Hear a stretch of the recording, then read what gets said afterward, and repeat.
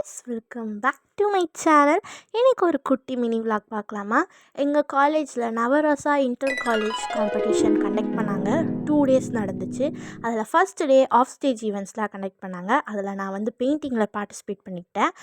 First சீக்கிரமாகவே காலேஜுக்கு போய்ட்டு என்னோடய காம்படிஷனுக்கு ரொம்ப நிறையவே டைம் இருந்தது. அதனால் வெயிட்டிங் லான்ச்சில் வெயிட் பண்ணிகிட்டு இருந்தேன்.